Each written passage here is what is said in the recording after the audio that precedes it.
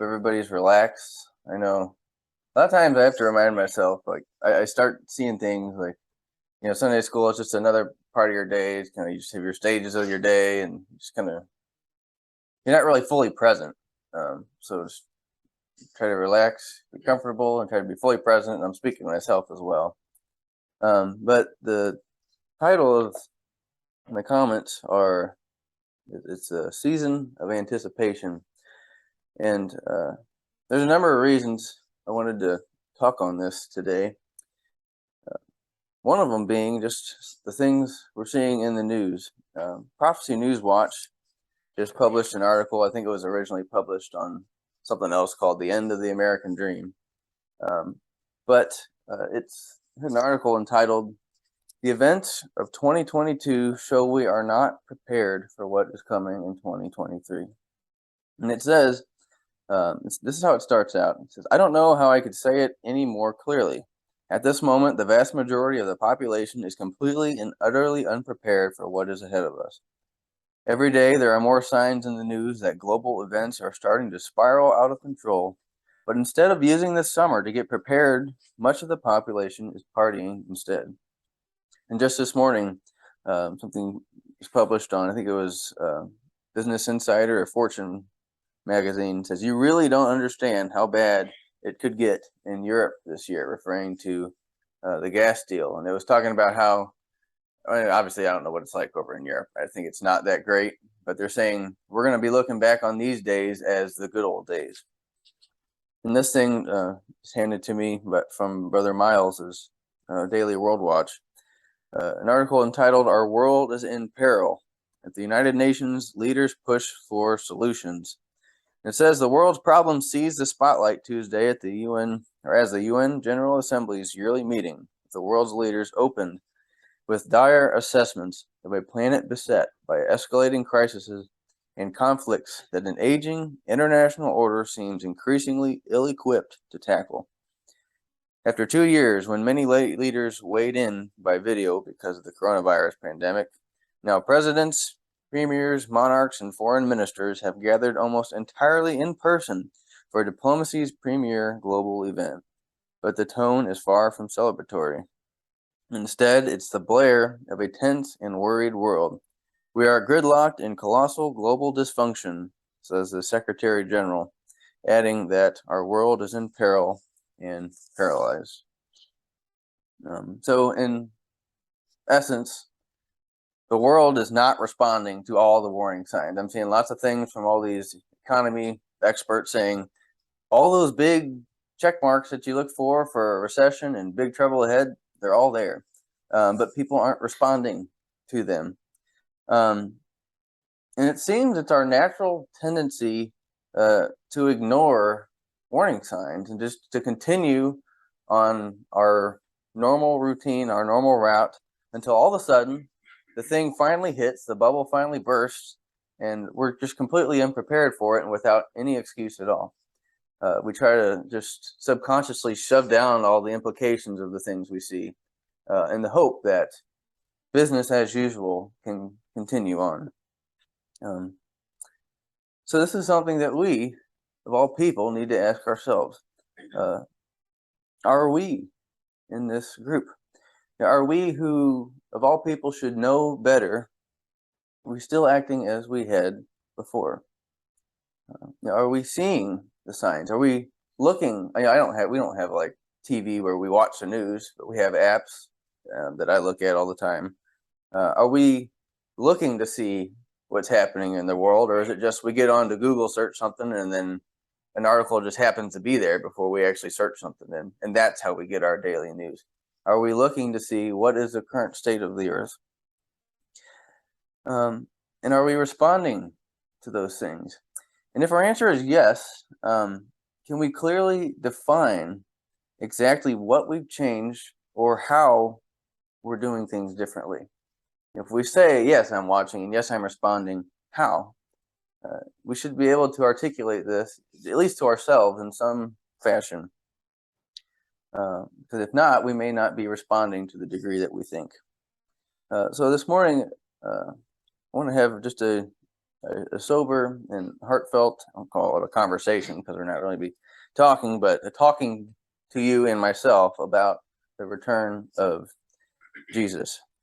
Not so much about what's going to happen when he returns and afterwards, but just the fact itself.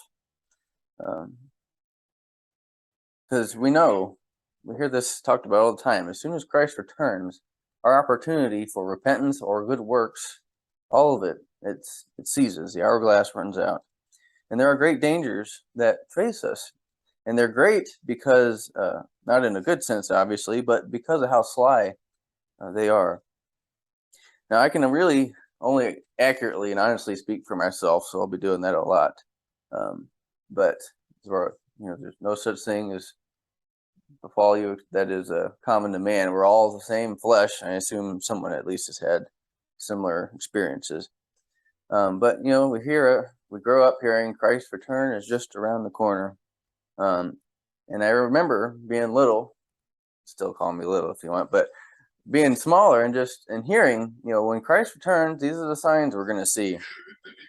And I always kind of pictured my future self when all those signs would start to come on the scene.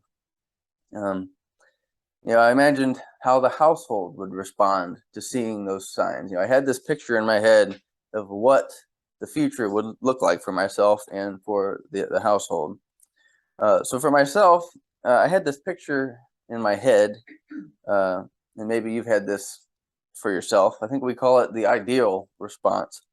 I imagine that I, in seeing all the signs, would be so faith emboldened that I just would not be able to contain it. I could not possibly keep it to myself and hold it in. So I'd be so outspoken about Christ's return that I'd be stopping almost every person on the sidewalk, telling them, this is what these things mean. I'd be enlivened, and like ever before, the signs would be so clear and numerous that we wouldn't be able to do anything but be moved to higher service and more bold and faithful service. And again, that's a very ideal, I think, expectation. But for the household, I imagined that the household would be in near uproar with joy. Again, we're seeing the signs and responding to them. While the world would be in a state of despair and constant confusion and all the things happening, the household would be the exact opposite. They'd be the most joyful, lively bunch of people on the planet in these days. And the reason they would have this is because they would understand all of the signs, and they would have an intimate connection with the events in the world, because they know these events are being controlled by Christ to communicate to us his soon return. This is our Lord who's orchestrating these things. Brothers and sisters would just be calling each other out of the blue just to talk about these things, and there's an earnest expectation that we would sense. People would be very much so going out of their normal routines with fervent faith. I think believers have taken a much more behind-the-scenes stance in the world, but when these things happen, surely Christadelphians and the true believers would leave that, take a more bold stance, more prominent role, not necessarily in ruling the world, but in speaking more openly and warning people. We would no longer, our attachment for the things around us, the temporal things, would start to fade. But essentially, when these certain events transpired, they would ignite a spark of spiritual vitality and lively faith that would be, it would catalyze the whole household into an unprecedented fervor, because no other generation of believers would have been given so many signs as this generation. No other generation logically would have as strong a faith as this generation, you can say, maybe, except for the exception of Christ's generation, who literally saw those things. But it's not too different for us. Maybe more like those of Paul's days, who they prayed that they may speak more boldly and rejoiced that they were counted worthy to suffer shame for his name if they were to be persecuted. More classes on kingdom age, things to come. Pretty much, it's about to happen. Here's what's about to happen, to where we're making this as little as a shock to us as possible. It's just as smooth of a transition from our lives now into the kingdom as possible. In short, he'd come as a thief to the earth, but the household would be the ones waiting to welcome him when he returned. The present reality, though, I think is quite different. The things, obviously, we're seeing today are indicative of his return. But personally, I sadly admit that I'm not exactly what I had hoped I would be when I was younger. I don't feel like I imagined I would feel. I see all these things in the news, and I know what they represent, but it doesn't sink in like I imagined it would. I'm not enlivened to the high degree that I imagined that I would be when I was younger. Now, I try to make efforts towards these things, but honestly, there's parts of my life that I admit carry on as business as usual. And unfortunately, myself and others have a similar estimation of the household as a whole. Now, this isn't obviously not to throw every individual into this, but if we take a step back and look at the household as a whole, I think, again, we see a business as usual attitude. And this is not just by coming to this conclusion, it's not just, well, what are people teaching on in Sunday school? What are they teaching on in their Wednesday night classes? It's talking about the whole life of the believer. Because we can have as many classes on these things as we want, but it's our life outside of that we're going to be answering for as well, that should exemplify the things we learn in those classes. It's the rest of those things. And I've spoken with a few other brethren who share the same concern and estimation that I do. And it's essentially just that the household is not displaying the attributes of a household earnestly waiting for and believing that Christ could return at any moment. Not that he could return, but it's the urgency of it that seems to be lacking in many areas. Paul says to exhort one another, and so much the more so as you see the day approaching, and so much the more so as you see the day approaching. And what that means is, as you see the day approaching closer and closer, your effort should be getting greater and greater. It's a parallel relationship that we should be seeing with these things. The more signs we're given, the more we respond to those signs. I mean, it's obviously an ideal, but that's the way it should be. It means that we should not be static in our efforts as a household or individually as we see the signs in the political heavens. Because again, they're given to us for a purpose, and it's to communicate to us the days in which we live. So as we see these things and these news articles come into our minds, they should have some sort of inward reaction. It should start something within us, whether it's joyful or somber, and that we have things to accomplish yet. But why is it that we don't often respond in the way that we expect to? Why do I not feel like I thought I should feel? And I still think that's the ideal way to feel, but why can't we get there? Why are we as a household not responding? And I think there's probably a bunch of reasons, but there's two that I want to talk about now.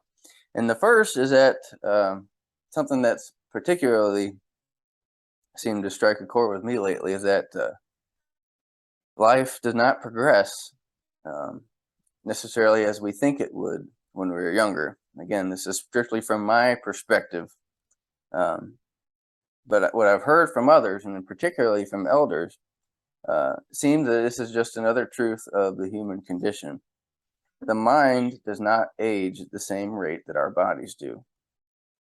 The body suffers the time's rude hand, but very few people that you talk to actually mentally feel their age.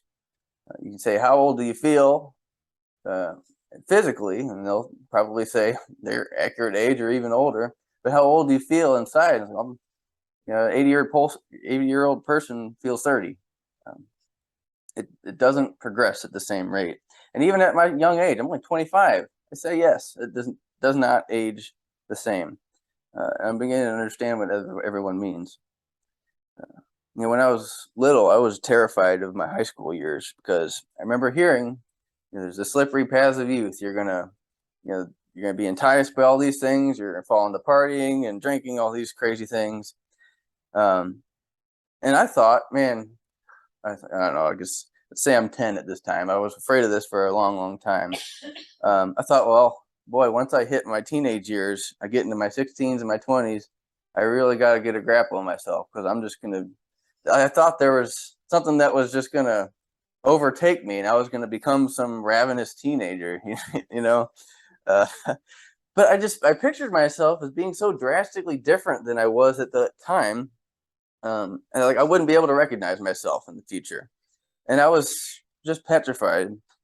But that time came and went, and I didn't change at all as a person.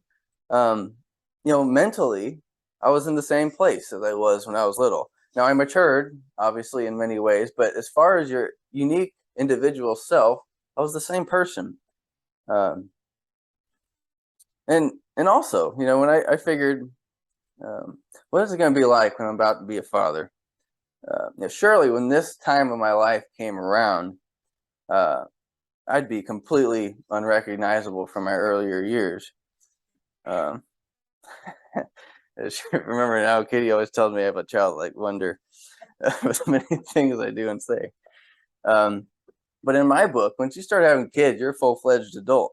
And perhaps part of the reason is, we had our childhood videotapes, and I always loved watching those things because when that's the start of our life, and I see my parents and I see everyone as they were, but the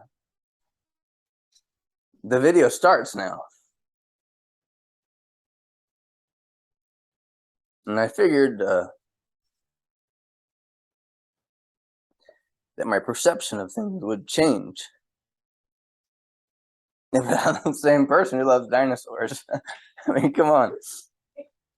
But you don't change in the ways you think you're going to.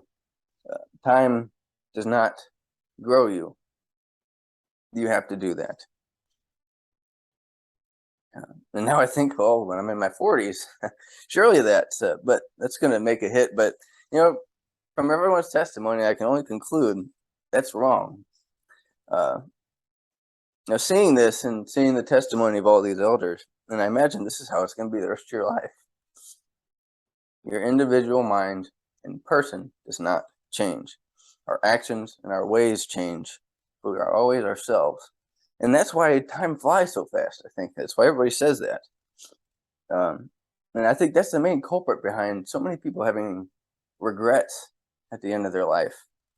I think we assume there's going to come a point when time all of a sudden just slaps us in the face, and all of a sudden you're a respectable adult, but it creeps up on us, and it's easy for us to procrastinate and think that we've got more time than we actually do. And I think this is a significant contributor to the household's present state. Relation to not just our death, obviously, but to Christ's return. We think we've got all this time. So listen to your parents and your grandparents when they tell you that life goes by faster than you think. It's not a old person lecturing to the young people thing. It's a sharing of wisdom. And should time go on, we're going to be in the same exact place, saying the same exact thing to our kids and grandkids. And hopefully, we won't be shaking our heads at the pridefulness of youth that dismisses these warnings as that mere old people talk and misses out the wisdom of the instruction. So what that means is if Christ, even if he doesn't return for another year, 5, 10, 20, 30 years, all of that time is going to go by faster than we think it's going to. 20 years doesn't feel like 20 years. And again, if we think we're just going to magically turn into something by the passage of time, we're deceiving ourselves. I've thought before, 80 to 90 years. It's roughly, 90, I think, is being generous with the average lifespan. That's a long time. Surely Christ is going to return in my lifetime. But when you're young, it seems like a long span. Surely a lifetime's enough to do everything you want to do. Well, I think people think this until one day they look in the mirror and they're shocked to see an old man or woman staring back at them. They see time's rude hand and the effect on their body, and then all of a sudden, that's when it hits them that where they're at on the spectrum of life. Because the mind, I think, tells you you're much more closer to the start than you think. And then you almost feel, I guess, as if you'd been tricked or shorthanded somehow. Like, this is it. I mean, I had these grand thoughts of what I'd do in my life and what I'd be, and I'm already here. I'm behind. You turn over to Psalm 39, because you wonder, where did all the time go?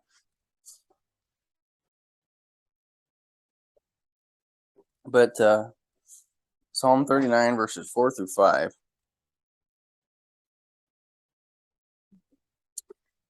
Our lifespan of time is hardly anything, and it goes by so deceivingly fast. And thus, we have this penned for us. Psalm 39, verses 4 through 5. Lord, make me to know mine end, and the measure of my days, what it is, that I may know how frail I am. Behold, thou hast made my days as an handbreadth, and mine age is as nothing before thee.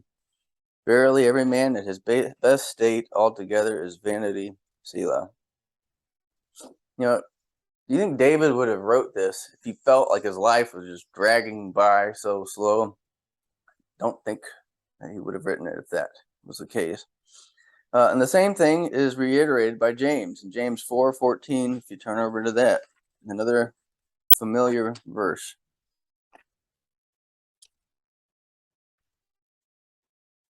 James 4, verse 14. Whereas ye know not what shall be on the morrow, for what is your life? It is even a vapor that appeareth for a little time, and then vanisheth away. Again, would James have written this if he felt like his life was just dragging so slowly by? Probably not. And this is the wisdom of the scriptures. And anyone who gives earnest attention to these things will be made fully aware of the shortness of life. We're given, between these covers, the tools to avoid such regrets, to avoid being caught off by time's rushing pace. So the only wise course is to really ponder these things and lay them to heart, to fight this natural tendency to just kind of skate by on the thought that we have endless time afforded to us. As it says, while it is called today, we need to take action and begin making gains in our walk and in our faith. This will ensure the wise, at least, to invest in spiritual things. Look over to Luke 12. Luke 12, verses 15 through 21. It's Luke 12, 15 through 21.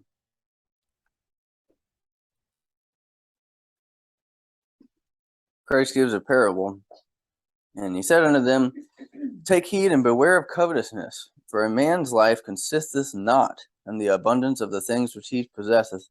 And he spake a parable unto them, saying, The ground of a certain rich man brought forth plentifully. And he thought within himself, saying, What shall I do? Because I have no room where to bestow my fruits. And he said, This will I do. I will pull down my barns and build greater, and there will I bestow all my fruits and my goods. And I will say to my soul, Soul, thou hast much goods laid up for many years.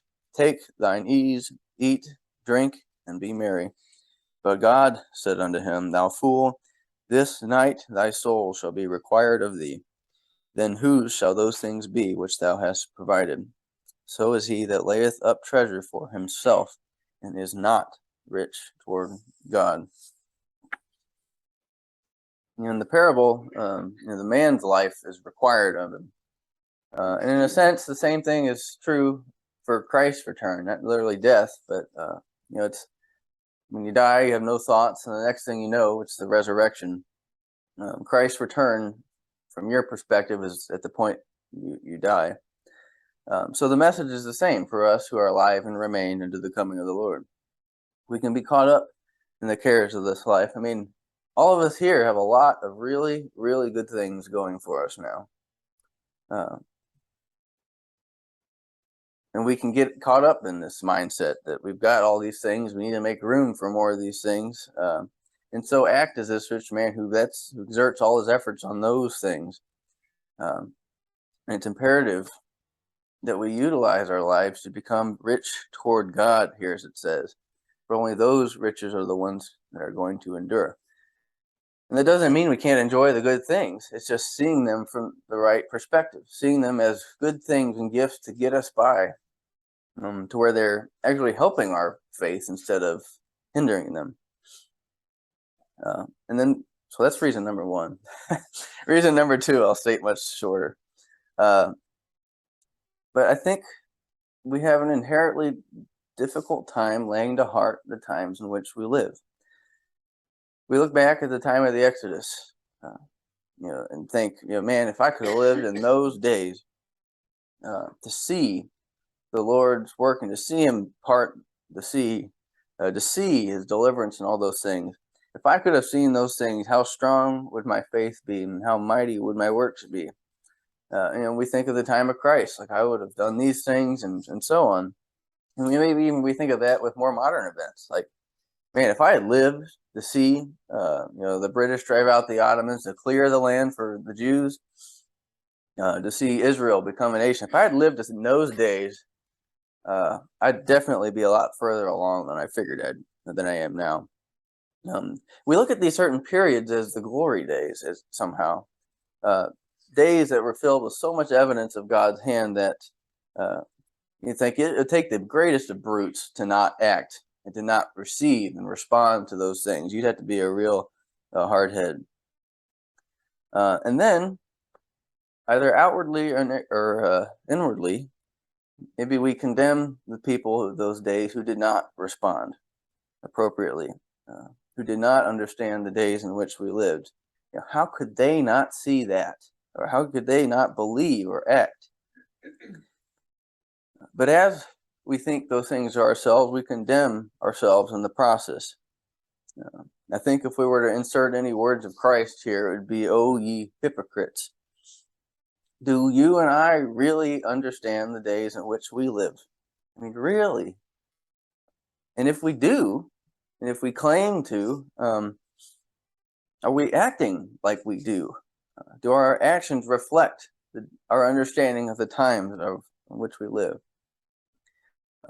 I try to be diligent and careful to temper my speech accordingly to how certain a thing is established. And sometimes I'm sure I don't do that well, but I try to do this. But I have no hesitation whatsoever that should time go on, future generations will look back to us and say the exact same thing. How could you guys not be animated given that many signs? How could you just carry on with your normal life with all of that evidence? We say we live in the last days. Do we really believe that we live in the last days? Do we know what that implies? Inwardly, we all know the answer for ourselves, is how we respond to and think of these things. But it's therefore critical for us to do everything within our ability to help not only ourselves, but each other and the household as a whole to understand how special these times really are. And my concern is that these are having a heavy effect on the household. Again, we see what I think could be called a business as usual approach. One brother I spoke to brought these things up, that Sunday school classes, the topics for these things, all of it's continuing, again, as usual, with the same fervency and frequency and intensity as usual. Again, that there's not a parallel response to the things we're seeing. This brother said, talking about just normal exhortations and clashes. And by this, I guess, referring to things that are really just more interesting than anything else. It really doesn't give you meat and strength. And not that it's bad, but it exemplifies a potential misunderstanding of the urgency in the days in which we live. And again, there's nothing wrong talking about and learning about things that don't directly relate to Christ's return, because we have to. It's important. However, if we are living right before the most profound, momentous, impactful event of the ages, we should see a rise in how much this event is talked about and prepared for. All those are the topics we could talk about, but gild them with the urgency and the why these things are important. It's because there's a day in which the Lord is going to judge the world in righteousness, and that day appears to be coming any day now.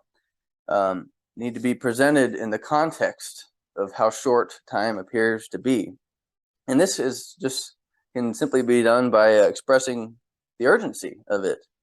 I think if we're wondering what this means or how we should go about it, imagine a complete stranger sitting in on our Sunday schools and classes, or just in our personal conversation. They should be able to get the sense that this person is expecting something very quickly, and they are making diligent efforts to make sure they are ready for it.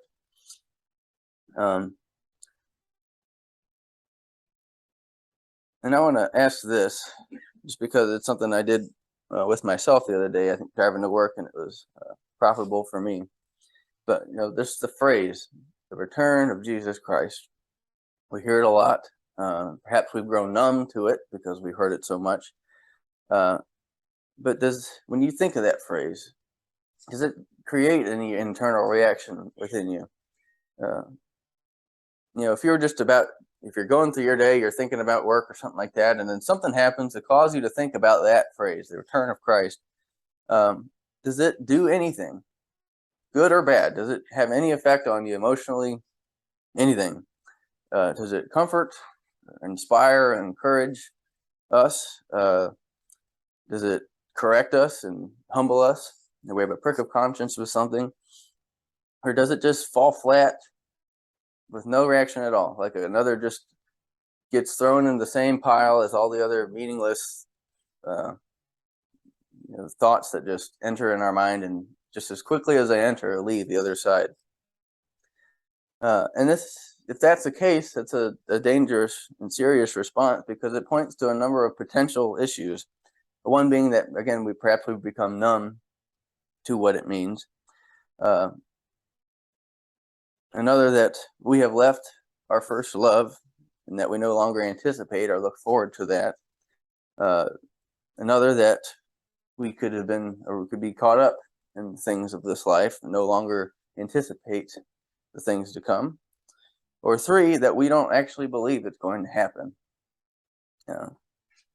Perhaps we tell ourselves we believe it's going to happen, and deep down, though, there is disbelief. Just because of the flesh's deceitfulness, it's even to deceive ourselves even to that point. We can tell ourselves, of course, Christ is going to return, but perhaps that verbal confession is as far as our belief goes. I want to consider something in Luke again. Turn over to chapter 18, where we read verses 1 through 8. Luke 18, 1 through 8. You have another parable here. And he, obviously Jesus, spake a parable unto them to this end, that men ought always to pray and not to faint, saying, there was in a city a judge, which feared not God, neither regarded man. And there was a widow in that city, and she came unto him, saying, avenge me of mine adversary. And he would not for a while. But afterward he said within himself, though I fear not God, nor regard man, yet because this widow troubleth me, I will avenge her, lest by her continual coming she weary me. And the Lord said, hear what the unjust judge saith. And shall not God avenge his own elect, which cry day and night unto him, though he bear along with them? I tell you that he will avenge them speedily. Nevertheless, when the Son of Man cometh, shall he find faith on the earth? Now, this was given, as it says in the first verse, to teach men always to pray and not to faint. Well, brings up some questions. What are they praying for? What are they fainting from? Why is it that men are fainting? Why is there the danger of fainting? Well, if you read some of the previous chapter, I think it puts this parable in its proper context. Turn back to chapter 17, verse 24. And we'll just read up to this parable to see what was Christ talking about before this. Luke 17:24. For as the lightning that lighteneth out of the one part under heaven shineth unto the other part of heaven, so also shall the Son of Man be in his day. But first he must suffer many things and be rejected of this generation.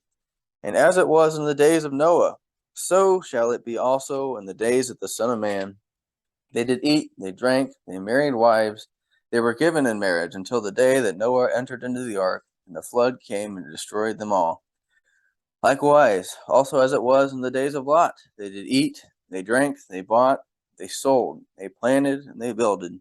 But the same day that Lot went out of Sodom, it rained fire and brimstone from heaven, and destroyed them all. Even thus shall it be in the day when the Son of Man is revealed. In that day, he which shall be upon the housetop and is stuffing in the house, let him not come down to take it away. And he that is in the field, let him likewise not return back. Remember Lot's wife. Whosoever shall seek to save his life shall lose it. Whosoever shall lose his life shall preserve it. I tell you, in that night there shall be two in one bed. The one shall be taken, the other left. Two shall be grinding together. One shall be taken, the other left. Two shall be in the field, the one taken and the other left. And they answered and said unto him, Where, Lord? And he said unto them, Wheresoever the body is, thither will the eagles be gathered together. And he spake a parable unto them. So I think very clearly, if we're asking what are we to pray for and not to faint, it's talking about Christ's return, his gathering of his elect. The world, we learn from these earlier passages, is going to plummet into the same darkness of Noah's and Lot's day. And it's then that the righteous are going to be delivered. But it's clear there's going to be trying times for the elect. And so he teaches us, pray, don't faint. The chilling part of this, and the part we really need to dwell on, it is important to dwell on these things, even the difficult things, is how Christ ends his discourse. We read of Noah's rescue and Lot's rescue, and we read of them as positive things, and they are positive things. But Christ doesn't end this on a positive note. In Noah's day, there were 8 people out of the entire Earth's population that were saved. Lot's day, I think there were 4 taken out of the city. Only 3 of them were alive, if I remember that correctly. These are dismal numbers when you compare. If you're looking at a percentage of people that were saved out of these things, it's small. It's the tiniest fractions. And Christ doesn't end his discourse by saying, just like Noah's and Lot's day, a small remnant will exist when the Son of Man returns. Now that's true. That's not what he says. He doesn't he doesn't word it this way. He frames it as a rhetorical question. Nevertheless, when the Son of Man cometh, shall he find faith on the earth? Is there going to be any on the earth? I mean, we think of those numbers as small. The way he words this is asking, is there going to be any? Which tells us how difficult the times are going to be, I think. Now, we know that this is a rhetorical question because other passages of Scripture very clearly show there is a group of people who are alive and remain to his coming. So there are believers when he returns. But for him to ask it in this way, see it as a warning. So it offers comfort to us. This parable offers comfort. If this unjust judge will give this widow what she wants just because she constantly berates him for it, how much more so will the God of love and mercy grant and avenge, as it says here, his elect? And I think Christ ends it this way, not just to warn, but to illustrate that it's not going to be some great revival at the end of believers right before Christ returns. It's going to be a very small portion of people, just to show how few will possess this widow-like persistence in praying for his return. And I think it's also to challenge us not to faint. So what is fainting? I mean, if we were to relate that to something right now, what is fainting? Well, if we try to determine it strictly from the context here, the only two people we have is the widow and this unjust judge, and the widow is obviously the main subject here. She was pestering this judge to avenge her. Now, if we were to say the widow fainted, what would that be? The only thing that could possibly be is that she gave up. She stopped pestering this unjust judge. She no longer brought her petition to him. Essentially said, it doesn't matter anymore. I've lost fervency for my petition. I don't seek it anymore. Translating this to today, it would be fervently, persistently praying for Christ's return. Have we lost fervency for that? I mean, we mention it in every single prayer, but is that just a mechanical, habitual resuscitation, or is it, that's not the right word, you know what I mean, where we're just saying it just because we always do, or do we mean it? And it's not the time to sugarcoat things. I mean, I think a lot of times, especially when you come up here, you want to try to phrase things in a way that's going to be received well. But the stakes, they're just too high to sugarcoat things. Not everything has to comfort and console us. Sometimes we just got to be grabbed by the shoulders and say, this is reality. As it's been said before, the kingdom is not going to wait for us. It was written this way for a reason. Will he find faith on the earth? It's sad, but the writing of that seems to be playing out before us, that the household is continually shrieking. And yeah, we hear about new baptisms, but I don't think they compare to those falling asleep. And not to mention the fact that they seem to be, at least from what I hear, few and far between. So perhaps the problem seems bigger than us. Like, I can't do anything about this. I'm just one person. It's out of our control. We can't influence it. And it's true, we're limited in an extent to what we can do. But I guarantee that limit is beyond what each of us think for ourselves. Because every one of us has a responsibility to the household, because we're not our own. This isn't, it's our household in that we belong to it, but it belongs to Christ that we're upkeeping these things. Our attitudes and our conduct greatly impact the health of the household. How many things do we do in our personal lives that if someone we know would have seen us do would have been caused to question our faith or to shake their faith? Particularly the younger people and children seeing these things. If they don't see us reacting to the signs and the turmoil in the world, how on earth can we expect them to respond? It's how people learn, is by watching. If they don't see that we are looking for a Redeemer, our Master and our King, how can we expect them to get excited for it?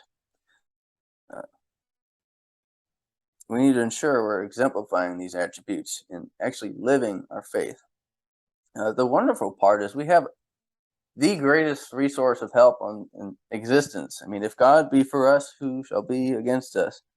And if we're thinking of, my thing is I doubt a lot of times, like, how do I know this is God's will?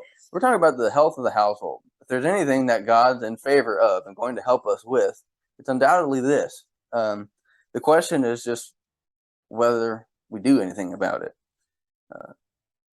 And our effort shouldn't be just to strengthen the things that remain. It's important. But if our goal is strictly to strengthen what we've got already, it's still just going to shrink because, again, you've got falling asleep of the older generations and things. We need to try to grow as a community, not because we're looking for numbers or anything like that, just because of what we have and what has been entrusted to us. Have to heighten our aims. Because I think many, and perhaps even myself included, are going to be unprepared and caught off guard when Christ actually gathers us. And that is certainly not the reception that Christ either seeks or deserves from his bride. Has she lost her favor for her groom? Does she no longer miss his company and his presence? Has her gaze begun to wander and widen to other people? There's special times we live in, and we just need to lay it to heart. And it's certainly something that's easier said than done.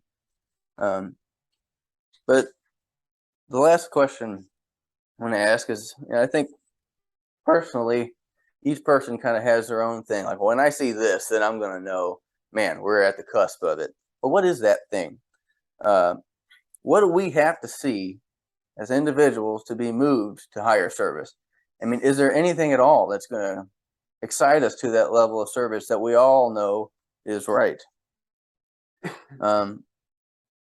What's going to grab us by the shoulders and say, this is actually happening? You've got to do something about it. You've got to get up and do something about it.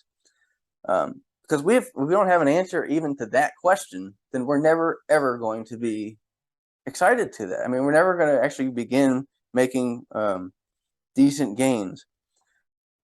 Now, I hope everyone's got something, at least one thing that every year they look forward to. And for me, personal example is bow and rifle season. I love it. I absolutely love it. And I look forward to it all year long. It ends January 15th, January 16th. I can't wait for next year. But the thing is, I know it's far. I've got a long way to go. So I'm excited. And I'm thinking about it quite often, but not too much. It's in the back of my mind because I know there's a lot that's got to happen first. Trees are green. It's hot, or it gets hot and humid. There's bugs all over the place. The conditions for those things don't exist. And therefore, it tells me, don't get too excited because you got a long way to go. But again, I know the conditions that exist for rifle season and bow season. Like just this morning, I walk out and I feel a cool, brisk breeze. I see the trees. The leaves are starting to turn and fall to the ground. Less bugs out. The conditions that I knew precede the season are actually, I'm actually beginning to see them. And when I start seeing those things, I know the time's near. My anticipation and my excitement actually takes a more outward and more real, tangible form because I'm more and more excited about it. I think about it more often throughout the day. I know when I was in school, it didn't matter what happened Friday at school. If I knew after school we're going up north, it doesn't matter. I mean, that's the effect it had on me. And then I start, trimming trees, putting up trail cameras. I mean, I've done that a little bit before already, but it's in seeing those signs. I've seen the proof, and I start acting on it. And the same thing should be true for Christ's return. Unless we know the conditions, though, that exist before his return that the scriptures tell us, we don't have those cues to tell us, hey, it's actually coming around the corner. This is the last passage that we'll actually turn up, Matthew 16, verses 1 through 3.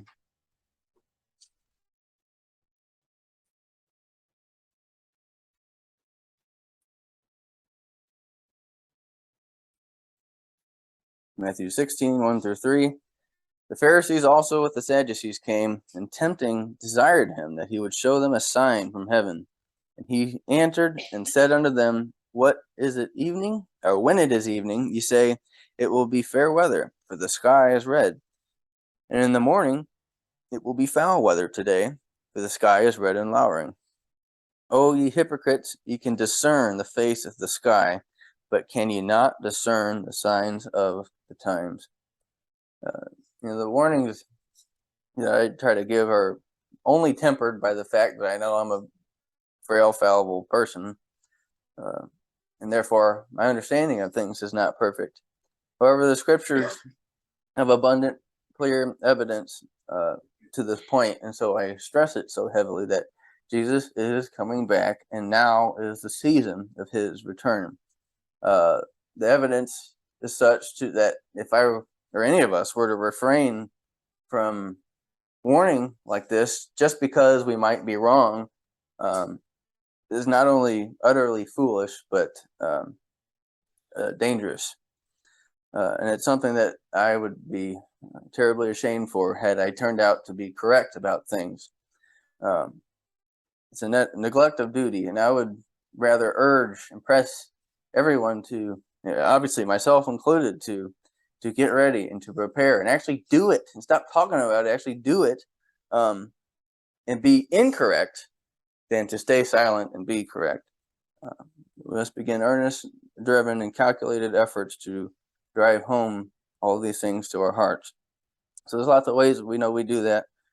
And perhaps it means more classes on things specifically targeting the issues presented to us today, in hope of what we have to come, understanding what's going to happen, what the world's going to be like that we're going to be living in, and not just to do these as, okay, well, we're done with that subject, now we'll move down to this one, but to all of us be asking ourselves earnestly, what do I need to do? What does this do and mean for me?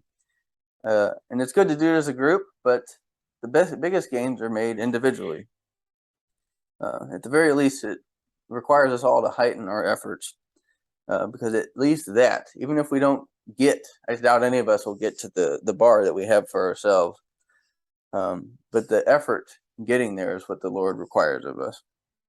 And I'll just close with 2 Peter 3, verses 9 through 13. That the Lord is not slack concerning his promise, as some men count slackness, but is long-suffering to usward, not willing that any should perish, but that all should come to repentance. So he's in our favor. He wants us to succeed. But the day of the Lord will come as a thief in the night, in the which the heavens shall pass away with a great noise, and the elements shall melt with fervent heat. The earth also and the works that are therein shall be burned up. Seeing then that all these things shall be dissolved, what manner of persons ought ye to be in all holy conversation and godliness, looking for and hasting unto the coming of the day of God, wherein the heavens being on fire shall be dissolved, and the elements shall melt with fervent heat. Nevertheless, we, according to his promise, look for new heavens and a new earth, wherein dwelleth righteousness. It's been called a lively faith and hope that we have, and I can't think of a more apt name for it. If we allow it to work in us and find manifestation in our days. With that, we'll turn our attention to the emblems given wisely to draw our attention to the means of us becoming fellow inheritors of these things.